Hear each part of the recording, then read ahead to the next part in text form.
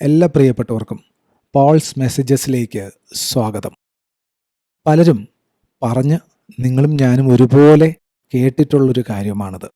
അതായത്, ദൈവമുണ്ടെങ്കിൽ ഇതൊക്കെ എന്തുകൊണ്ട് സംഭവിക്കുന്നു? അതായത്, പല അനർത്ഥങ്ങൾ സംഭവിക്കുമ്പോൾ ദൈവം എവിടെ എന്ന് ചോദിക്കുന്ന ചോദ്യം നാം പലരും ചോദിക്കാറുണ്ട്. നാം പലരും ആ ചോദ്യം കേൾക്കാറും ഉണ്ട്. എന്നാൽ ദൈവം തന്നെക്കുറിച്ച് എന്തു പറയുന്നു? ദൈവം എന്താണ് നമുക്ക് വെളിപ്പെടുത്തി തരുന്നത് എന്ന് പഠിക്കേണ്ടത്, മനസ്സിലാക്കേണ്ടത് നമ്മുടെ കർത്തവ്യമാണ്. കാരണം നമുക്കൊരായുസ്സേ ഉള്ളൂ. നമുക്ക് ഈ ആയുസ് തന്നിരിക്കുന്നത് ആയുസ്സിൻ്റെ ഉടയവനാണ് എന്ന തിരിച്ചറിവ് എല്ലാവർക്കും വരില്ല. പക്ഷേ വരുന്നവരെങ്കിലും ഈ സത്യം ഒന്ന് തിരിച്ചറിയേണ്ടത് വളരെ വലിയൊരു ആവശ്യം ആണ്. ഒരു കാര്യം കർത്തൃനാമത്തിൽ ഞാൻ പറഞ്ഞുകൊള്ളട്ടെ. ദൈവം ഈ ഭൂമിയിൽ തന്നെ വെളിപ്പെടുത്തിയത് ദൈവമായി ഇറങ്ങി വന്നിട്ട് അല്ല. ഈ ഒരു സത്യം എല്ലാ പ്രിയപ്പെട്ടവരും ഒന്ന് മനസ്സിലാക്കണം. ദൈവം തന്നെത്താൻ വെളിപ്പെടുത്തിയത് മനുഷ്യനായി, അതും എപ്രകാരമുള്ള മനുഷ്യൻ? ഒരു അടിമയുടെ രൂപമുള്ള മനുഷ്യനായി, കോമളത്വമില്ലാത്ത മനുഷ്യനായി, കണ്ടാൽ ആഗ്രഹിക്കത്തക്ക രൂപഗുണം ഇല്ലാത്ത മനുഷ്യനായി, വരണ്ട നിലത്ത് നിന്ന് വേർ മുളച്ചു വരുന്ന ഒരു ഇളയ തൈ പോലെ ഉള്ള ഒരു മനുഷ്യനായി കർത്താവിനെ കണ്ടവർ തന്നെ ദൈവമാണ് ഈ മനുഷ്യനെ ശിക്ഷിച്ചിരിക്കുന്നത്, അടിച്ചും ദണ്ഡിപ്പിച്ചും ഇരിക്കുന്നത് എന്ന് പറയത്തക്കവണ്ണം കഷ്ടത സഹിക്കുന്നവനായി, ഒരു രീതിയിലും ദൈവമെന്ന് ആർക്കും തിരിച്ചറിയാൻ കഴിയാത്ത നിലവാരത്തിൽ ദൈവം മനുഷ്യനായി ഇറങ്ങി വന്നു. ദൈവം ദൈവമായിട്ടല്ല ഇറങ്ങി വന്നത് എന്ന് ഞാൻ ഓൾറെഡി പറഞ്ഞു കഴിഞ്ഞു. ദൈവം മനുഷ്യനായി ഇറങ്ങി വന്നു. ദൈവം സ്വർഗരാജ്യത്തിൽ തന്നെ ഏറ്റവും ചെറിയവനായി ഇറങ്ങി വന്നു. എന്നാൽ തന്നെത്താൻ താഴ്ത്തുന്നവനെല്ലാം ഉയർത്തപ്പെടും എന്ന വചനം അർത്ഥവത്താക്കിക്കൊണ്ട് തന്നെ കർത്താവ് തന്നെ താൻ തെളിയിച്ചു, താൻ സ്വർഗരാജ്യത്തിൽ ഏറ്റവും വലിയവൻ എന്ന്. ആ ഭാഗം അവിടെ നിൽക്കട്ടെ. പ്രിയപ്പെട്ടവരെ, ദൈവം നമുക്ക് തന്നെ വെളിപ്പെടുത്തിയിരിക്കുന്നത് ഒരിക്കലും നിങ്ങളോ ഞാനോ ഉദ്ദേശിക്കുന്ന നിലവാരത്തിലല്ല എന്ന് ഞാൻ ഓൾറെഡി നിങ്ങളോട് സൂചിപ്പിച്ചു കഴിഞ്ഞു. ദൈവം ഒരിക്കലും ഞാൻ ദൈവമാണ്, എന്നെ ആരാധിക്ക് എന്ന് പറഞ്ഞ് നമ്മുടെ മുമ്പിൽ വന്നിട്ടില്ല. പകരം ദൈവം നമ്മുടെ അതേ രൂപത്തിലും ഭാവത്തിലും നമ്മെപ്പോലൊരുവനായിട്ട്, ബലഹീനരിൽ ബലഹീനനായിട്ട്, എന്നാൽ പാപമില്ലാത്തവനായിട്ട് നമ്മുടെ ഇടയിൽ കൃപയും സത്യവും നിറഞ്ഞവനായി നമ്മുടെ ഇടയിൽ പാർത്തു. യേശുക്രിസ്തുവിന് മഹത്വം. പ്രിയപ്പെട്ടവരെ, കർത്താവായ യേശുക്രിസ്തുവിനെ മനസ്സിലാക്കാൻ ആരംഭിച്ചു കഴിഞ്ഞാൽ നമുക്കൊരിക്കലും കർത്താവായ യേശുക്രിസ്തുവിനെയും ദൈവത്തെയും വേർതിരിച്ച് കാണാൻ കഴിയില്ല. ഇതൊരു പരമാർത്ഥമായ സത്യമാണ്. ഞാനിത് നിങ്ങളോട് പറയുന്നതിൻ്റെ കാര്യഗൗരവം എന്ത് എന്ന് ചോദിച്ചാൽ, നിങ്ങൾക്ക് നിങ്ങളുടെ ഉള്ളിലുള്ള ഏത് ചോദ്യത്തിനും, നിങ്ങളുടെ ഏത് സാഹചര്യത്തിനും നിങ്ങൾക്ക് മറുപടി ദൈവം തരും. പക്ഷേ നിങ്ങൾ ദൈവമാര് എന്ന് മനസ്സിലാക്കുകയും ആ ദൈവത്തെ സ്നേഹിക്കുകയും ചെയ്യുന്ന ഒരനുഭവത്തിലേക്ക് വരാതിരുന്നാൽ ഒരിക്കലും നിങ്ങൾക്കതിന് കഴിയില്ല എന്നത് ഒരു പരമാർത്ഥമായ സത്യമാണ്. പ്രിയമുള്ളവരെ, യെശയ്യാപ്രവാചകന്റെ പുസ്തകം 53-ാം അധ്യായം എന്താണ് പറയുന്നത് എന്ന് നമുക്കൊന്ന് നോക്കേണ്ടതുണ്ട്. ഞാൻ മുൻപ് പ്രതിപാദിച്ച ആ ഒരു ഭാഗം നിങ്ങൾക്ക് അവിടെ കാണുവാൻ കഴിയും. അവിടെ ഇപ്രകാരമാണ് വായിക്കുന്നത്: ഞങ്ങൾ കേൾപ്പിച്ചതാർ വിശ്വസിച്ചിരിക്കുന്നു. യഹോവയുടെ ഭുജം, അതായത് ദൈവത്തിൻ്റെ, പിതാവായ ദൈവത്തിൻ്റെ ഭുജം ആർക്ക് വെളിപ്പെട്ടിരിക്കുന്നു? ഭുജം എന്നാൽ കരം ആർക്ക് വെളിപ്പെട്ടിരിക്കുന്നു? കർത്താവ് ഇളയ തൈ പോലെയും വരണ്ട നിലത്ത് നിന്ന് വേർമുളയ്ക്കുന്നത് പോലെയും ദൈവത്തിൻ്റെ മുമ്പാകെ വളരും. കർത്താവിന് രൂപഗുണമില്ല, കോമളത്വമില്ല, കണ്ടാൽ ആഗ്രഹിക്കത്തക്ക സൗന്ദര്യവും ഇല്ല. യേശുക്രിസ്തുവിന് മഹത്വം. അപ്രകാരം ഇറങ്ങി വന്ന മനുഷ്യനായി ഇറങ്ങി വന്ന ദൈവം, ആ ദൈവത്തെ എത്ര പേർക്ക് തിരിച്ചറിയാൻ കഴിയും? പ്രിയപ്പെട്ടവനെ, ദൈവത്തെ ഒരു നാളും ആർക്കും മനസ്സിലാക്കാൻ കഴിയില്ല. ദൈവം ആരോടെങ്കിലും കരുണ തോന്നി ആ വ്യക്തിക്ക് തന്നെ ഒന്ന് വെളിപ്പെടുത്തി കൊടുത്താൽ, തനിക്ക് ഒന്ന് ആ വ്യക്തിക്ക് ദൈവത്തെ ഒന്ന് മനസ്സിലാക്കാൻ ഒരു അനുവാദം, ഒരു അവസരം കൊടുത്താൽ മാത്രമേ മനസ്സിലാവൂ. അതുകൊണ്ട് തന്നെ താങ്കൾക്ക് ഈ പറയുന്നത് മനസ്സിലാവുന്നില്ല എങ്കിൽ അത് താങ്കളുടെ കുഴപ്പമല്ല. യേശുക്രിസ്തുവിന് മഹത്വം. പക്ഷേ താങ്കൾക്ക് അല്പമെങ്കിലും മനസ്സിലാക്കാൻ കഴിയുന്നുണ്ട് എങ്കിൽ താങ്കൾ ഭാഗ്യവാന. പ്രിയപ്പെട്ടവനെ, ദൈവം ഏകൻ, ഏകജാതനായ പുത്രനായി നമ്മുടെ ഇടയിൽ ഇറങ്ങി വന്നു.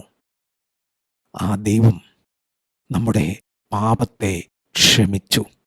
ആ ദൈവം തൻ്റെ ആത്മാവിനെ നമ്മിൽ പകർന്ന് തൻ്റെ ആ മരണമില്ലാത്ത ജീവനെ, നിത്യജീവനെ നമ്മിൽ പകർന്നു.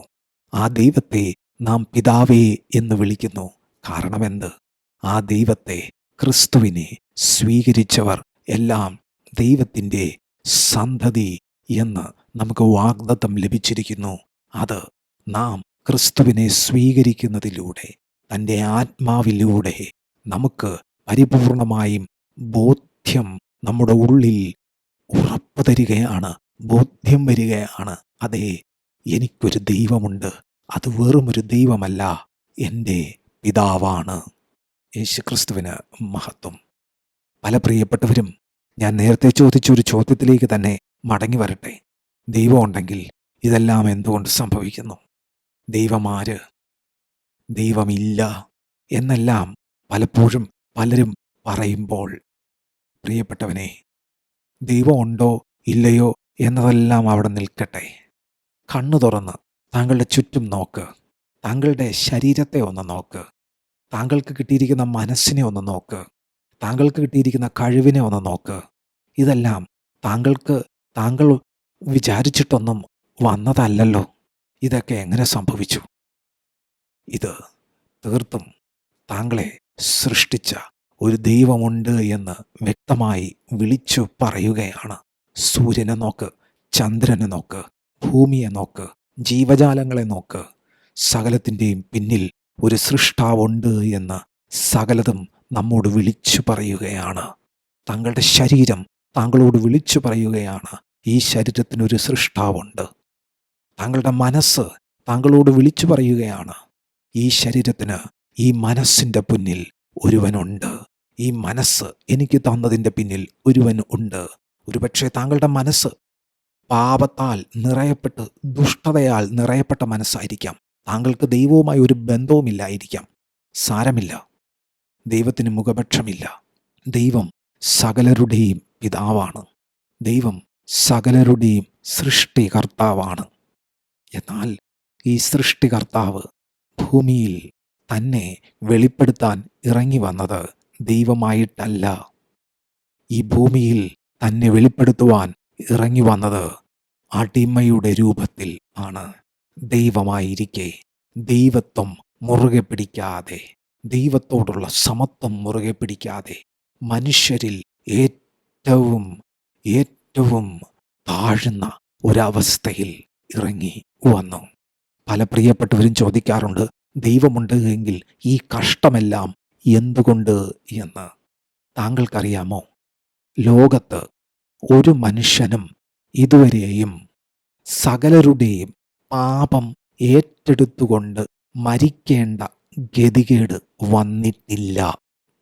ഞാൻ ഒരിക്കൽ കൂടി പറയുന്നു, ലോകത്ത് ഒരു മനുഷ്യനും ഇതുവരെയും സകല മനുഷ്യരുടെയും, അതായത് ഇതുവരെ ലോകത്ത് ജനിച്ച് മരിച്ച് ഇനിയും ജനിച്ച് മരിക്കുവാനിരിക്കുന്ന സകല മനുഷ്യരുടെയും പാപം ഏറ്റെടുത്തുകൊണ്ട് ഒരു മനുഷ്യനും ഒരു ദൈവവും മരിച്ചിട്ടില്ല.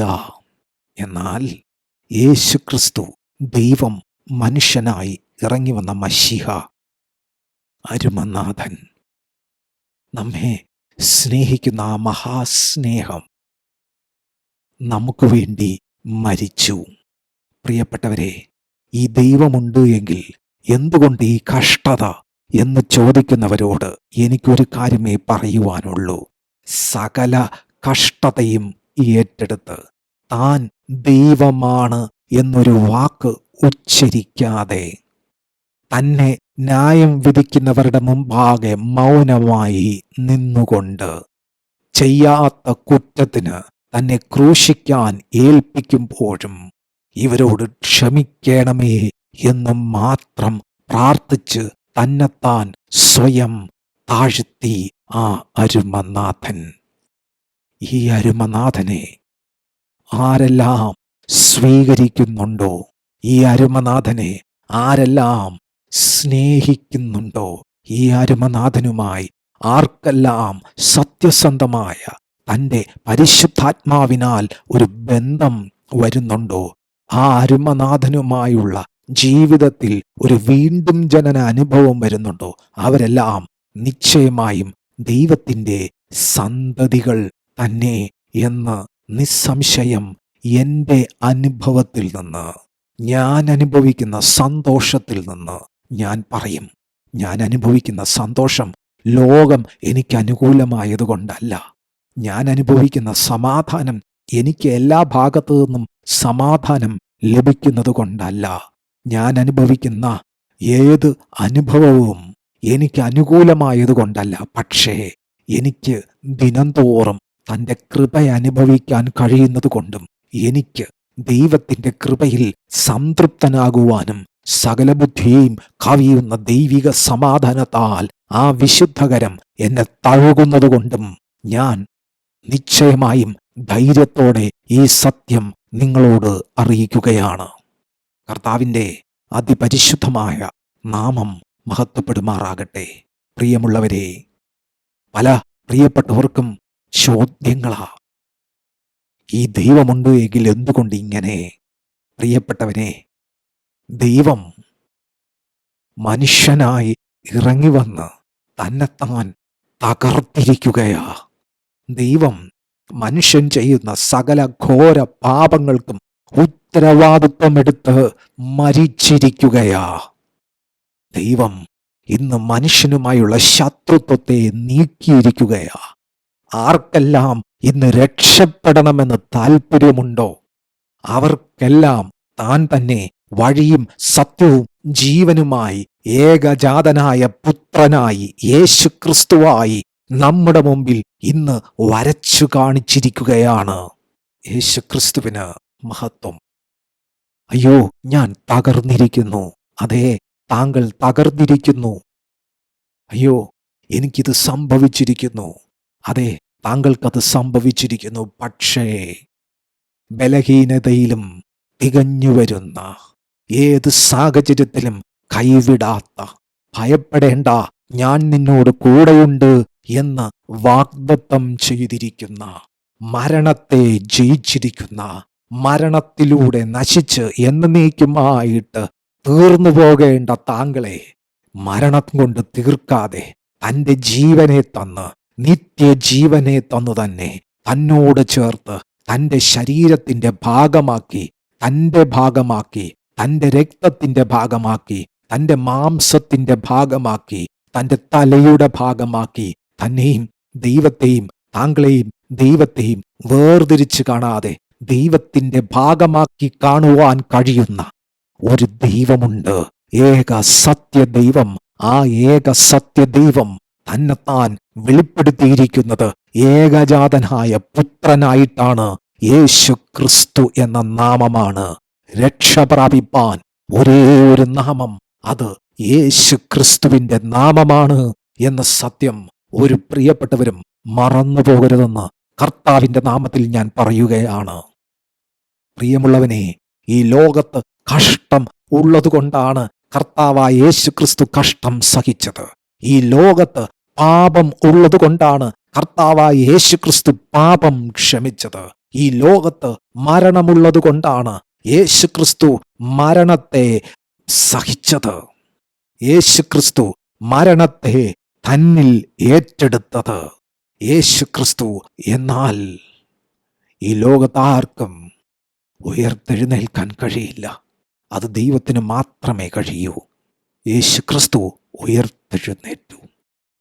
ആ ഉയർത്തെഴുന്നേറ്റ ശരീരത്തിൻ്റെ ഭാഗമാക്കി നമ്മെ മാറ്റിയിരിക്കുകയാണ്. പ്രിയമുള്ളവനെ, ലോകത്ത് യുദ്ധമുണ്ടായിക്കൊള്ളട്ടെ, കഷ്ടതയുണ്ടായിക്കൊള്ളട്ടെ, നഷ്ടമുണ്ടായിക്കൊള്ളട്ടെ, എന്തുമുണ്ടായിക്കൊള്ളട്ടെ, കർത്തൃനാമത്തിൽ ഞാൻ പറയട്ടെ, താങ്കൾ ക്രിസ്തുവിനെ സ്വീകരിച്ചാൽ റോമർക്കെഴുതിയ ലേഖനം 8-ാം അധ്യായം പറയുന്ന പ്രകാരം ക്രിസ്തുവിൻ സ്നേഹത്തിൽ നിന്ന് എന്നെ വേർപിരിക്കുന്നത് ആർ? വാളോ, പട്ടിണിയോ, നഗ്നതയോ, മരണമോ, ഭൂതങ്ങൾക്കോ ദൂതന്മാർക്കോ വരുവാനുള്ളതിനോ ഇപ്പോഴുള്ളതിനോ യാതൊന്നിനും, കണ്ണാൽ കാണാൻ കഴിയുന്നതിനോ കണ്ണാൽ കാണാൻ കഴിയാത്തതിനോ, ഏതും, യു നെയിം ഇറ്റ്, ഒന്നിനും നമ്മെ, ഒരു സാഹചര്യത്തിന് നമ്മെ ക്രിസ്തുവിൻ സ്നേഹത്തിൽ നിന്ന് നമ്മെ വേർപിരിപ്പാൻ കഴിയുകയില്ല. സത്യദൈവത്തെ അനുഭവിക്കേണ്ട നിലവാരത്തിൽ അനുഭവിപ്പാൻ ആരംഭിച്ചാൽ, ആ സത്യദൈവത്തോടുകൂടെ ചേർന്നിരിപ്പാൻ ആരംഭിച്ചാൽ, ആ സത്യദൈവത്തിൻ്റെ ആത്മാവ് സത്യദൈവത്തെ നമുക്ക് വെളിപ്പെടുത്തേണ്ട നിലവാരത്തിൽ വെളിപ്പെടുത്തുവാൻ ആരംഭിച്ചാൽ, കർത്താവിൻ്റെ കൃപ മതി. ഏത് സാഹചര്യത്തിലും ദൈവ പൈതലേ, താങ്കൾ നിലനിൽക്കും. താങ്കൾ നിലനിൽക്കും. താങ്കളുടെ ലക്ഷ്യം താങ്കളുടെ കഷ്ടം മാറണം എന്നതാകില്ല. താങ്കളുടെ ലക്ഷ്യം താങ്കളുടെ സാഹചര്യം മാറണം എന്നതാകില്ല. താങ്കളുടെ ലക്ഷ്യം താങ്കളുടെ മക്കളായിരിക്കില്ല. താങ്കളുടെ ലക്ഷ്യം താങ്കളുടെ ഭാര്യയായിരിക്കില്ല. താങ്കളുടെ ലക്ഷ്യം താങ്കളുടെ ഇഷ്ടങ്ങളായിരിക്കില്ല. താങ്കളുടെ ലക്ഷ്യം ക്രിസ്തു മാത്രമായിരിക്കും. കാരണം ക്രിസ്തുവിനെ അറിഞ്ഞു കഴിഞ്ഞാൽ പിന്നെ ആ മനുഷ്യനൊരു പുതിയ സൃഷ്ടിയാ. ആ വ്യക്തി പിന്നെ ജീവിക്കുന്നത് ആ വ്യക്തിയുടെ ഇഷ്ടത്തിനല്ല, പകരം ക്രിസ്തുവിൻ്റെ ഇഷ്ടത്തിനാ. ക്രിസ്തു ഭൂമിയിൽ ജീവിച്ചതുപോലെ ക്രിസ്തുവിനോട് കൂടെ നിത്യജീവനായി എന്നേക്കും. അതാണ് ഇമ്മാനുവേൽ, അതാണ് ദൈവം നമ്മോടുകൂടെ എന്ന അനുഭവം. അതിനായിട്ട് തന്നെ ചുരുക്കം ചിലരെങ്കിൽ ചുരുക്കം ചിലർ ഒരുങ്ങട്ടെ, ഉത്സാഹത്തോടെ ഒരുങ്ങട്ടെ, കർത്താവിന് വേണ്ടി പ്രയോജനപ്പെടട്ടെ. യേശു ക്രിസ്തുവിന് മഹത്വം. പ്രിയപ്പെട്ടവരെ, താല്പര്യമുണ്ട് എങ്കിൽ ഈ മെസ്സേജ് നിങ്ങൾക്ക് അനുഗ്രഹമായെങ്കിൽ മറ്റുള്ളവർക്കും ഇത് ഷെയർ ചെയ്യുക. താല്പര്യമുണ്ടെങ്കിൽ സബ്സ്ക്രൈബ് ചെയ്യുക. പിന്നെ ഈ ശുശ്രൂഷയെ സഹായിക്കാൻ താല്പര്യമുണ്ട് എങ്കിൽ നിങ്ങൾക്ക് അതിനുള്ള അവസരവും ഉണ്ട്. കർത്താവിൻ്റെ കൃപ കൂടെ ഇരിക്കട്ടെ. ആമേൻ.